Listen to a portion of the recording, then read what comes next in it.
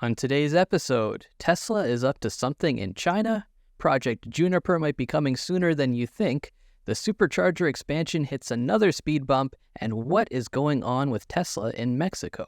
Quick update for you all. This is an unfamiliar voice to you, but my words are actually more familiar than you might think. I'm Ted. I've been the head writer for this channel since the day we launched it. Our regular voice guy, Sean, he's on a little bit of a holiday right now. He's getting married. He's going on a honeymoon. It's going to be beautiful, and he's going to come back in a few weeks. But until then, I'm going to be narrating the news videos, and I'm going to try and do my best for you. Something big is about to happen for Tesla in China. The company's full self-driving software program is currently being registered with Chinese authorities in advance of a full rollout later this year. Expanding FSD into this new market will prove to be a windfall for Tesla on multiple fronts. The new stream of financial revenue is the obvious gain, but there is also a wealth of real-world data that can be collected here, and maybe even some very lucrative partnerships with Chinese companies. A new report from Yahoo Finance states that Tesla will begin their Chinese FSD rollout with internal testing by employees only. So that's very similar to the way the Tesla FSD beta was first introduced to America many years ago. The staff will be supervising FSD on China's public roads for a few months before delivering the software upgrade to customers. Tesla is currently offering a less advanced version of FSD in China for the equivalent of around $8,000, and they will reportedly be offering the upgrade for a monthly fee that is equivalent to about $98 per month in the future. We know that China is home to millions of Tesla vehicles, so the potential for a new cash flow here is pretty significant, and the timing would be pretty ideal as Tesla is being hit by a dip in sales volume on the Chinese market this year, with revenue dropping 7.6% in the first quarter, and that's largely chalked up to increasing competition from rival EV makers, who are waging a brutal price war with increasingly affordable new vehicles. Now, obviously, cheap cars do not equal good cars, but the mounting pressure on Tesla is still very real. Now, we've also seen reports that Tesla is preparing a new data center in China to handle AI training for FSD.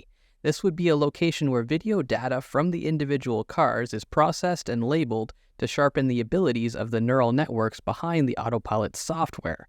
New driving scenarios on Chinese roads will require a lot of new AI training before the system can truly adapt. Previously, it had looked like Tesla's focus was on securing approval from the Chinese government to export this in-car data back to the United States for processing. But that's not necessarily off the table yet. Tesla could be planning to do both methods in parallel, or getting a start on the local data center could simply be a hedged bet in case the export is not approved. In somewhat related news, we've just got this new report that claims Elon has allegedly asked NVIDIA to prioritize their H100 GPU deliveries to his X online platform instead of shipping them to Tesla, which could potentially be a bad sign for the development of any new Tesla data center in China or otherwise. Anyway, the third upshot for Tesla's FSD rollout to China is the potential for new robotaxi development. We know that Tesla is working with Baidu on mapping and navigation for FSD in China, but we've also heard that Baidu is seeing an opportunity to utilize Tesla's robotaxi technology, and there could be a partnership between the two companies on future driverless vehicles. And according to yet another unconfirmed report, Elon was even playing with the idea of unveiling Tesla's own robotaxi design in China as early as April, and even deploying the new autonomous vehicle to Chinese roads in the city of Shanghai. A Chinese newspaper also quoted some Chinese officials as saying that Tesla was welcome to conduct robotaxi testing in the country and hoped it would set a good example. It's plausible that the Chinese government would actually be more receptive to a dedicated robotaxi vehicle because that would be easier for them to regulate and control in the country, while the widespread use of FSD in any Tesla vehicle on the road would be something a little bit beyond the ruling party's ability to restrict and monitor. Either way, Tesla is definitely up to something big in China, so stay tuned. Okay, that wasn't a very long wait. We're already talking about Tesla in China again. But this time, it's all about the Model Y and a potential release of the very much anticipated Juniper refresh. We know that Tesla recently cut Model Y output on their production line in Shanghai, declining by 18% in March and then another 33% in April. Now, this could be chalked up to a simple reduction in demand. There's the price war going on that we just mentioned, coupled with an economic slowdown in the Chinese market. But over the same period, we've also seen Tesla increase production of their new Model 3 by around 10%. So there's the alternative possibility that Giga Shanghai is ramping down Model Y production in advance of a retooling process. We've seen this before with the Model S and Model X in 2021, and then again with the Model 3 just last year. The Highland refresh was first introduced at Giga Shanghai before arriving in America a few months later. There have already been a few of the surface-level Highland upgrades making their way into Chinese Model Ys, such as the new dashboard material and the ambient LED lighting. Now, Tesla has said that a new Model Y is not coming this year, and that's exactly the kind of thing that you'd want to say in order to maintain demand for your existing vehicle. And even with the ongoing price cuts and special offers, the Model Y is looking a little bit less enticing these days when compared to that refreshed Model 3. We've also seen some very faint indications that Tesla might already be testing the Model Y Juniper over at Gigafactory Berlin. These are incredibly low-resolution images, but we can at least see that there's something weird going on with the exterior of this Model Y. And there's also been this leaked image that allegedly shows a new Model Y interior at the Berlin factory as well.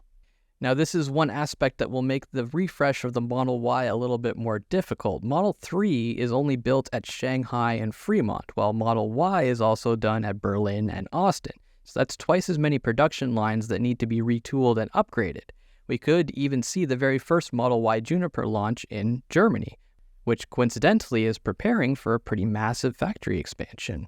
Industry-wide adoption of Tesla's supercharging network has hit a speed bump in North America. We've got news that GM, Polestar, and Volvo were set to gain access to Tesla's previously exclusive charging network this spring, but that has changed and has now been delayed.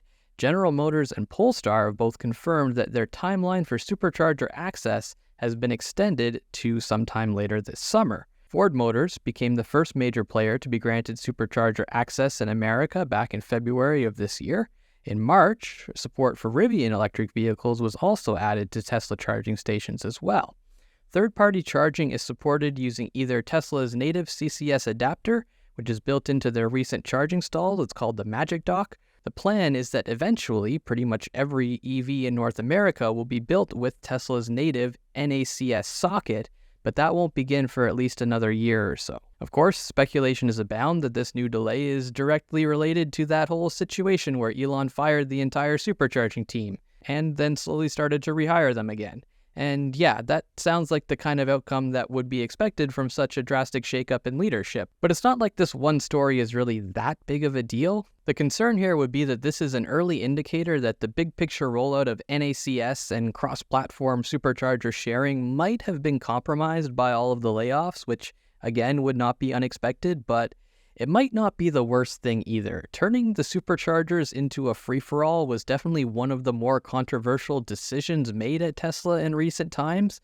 Sure, it might provide more additional revenue for the company, but it also creates an even bigger risk of driving more congestion to already congested charging stations and just dragging down the overall customer experience for Tesla owners, particularly when we know that there will be no significant expansion of the charging network anytime soon. So it's a little hard to be mad about.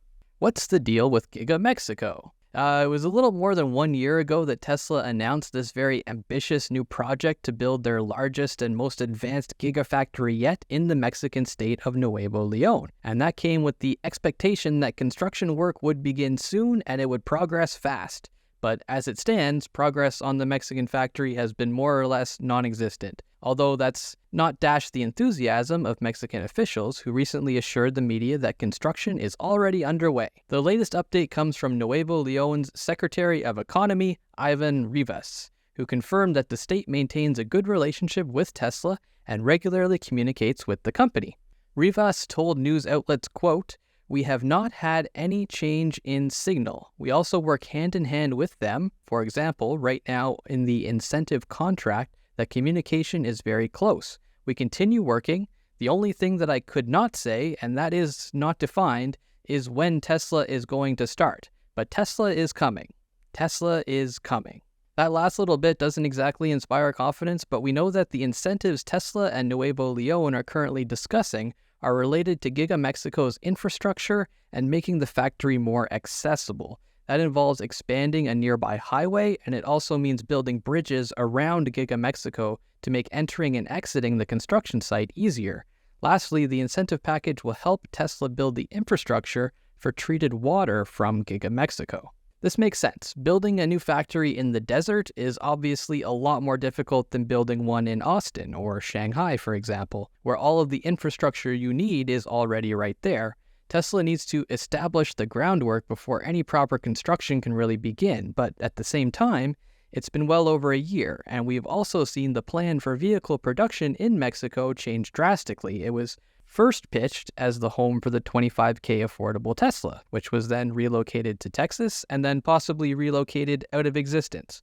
We've also seen a very real possibility that Donald Trump will come into the White House next year with some very aggressive import taxes that are aimed specifically at electric cars from Mexico. Either way, the time to establish a factory on the scale that was proposed last year will be extensive, probably 2028 at least, before we see any meaningful production begin, and that's more than enough time for a lot of things to change at Tesla and around the world.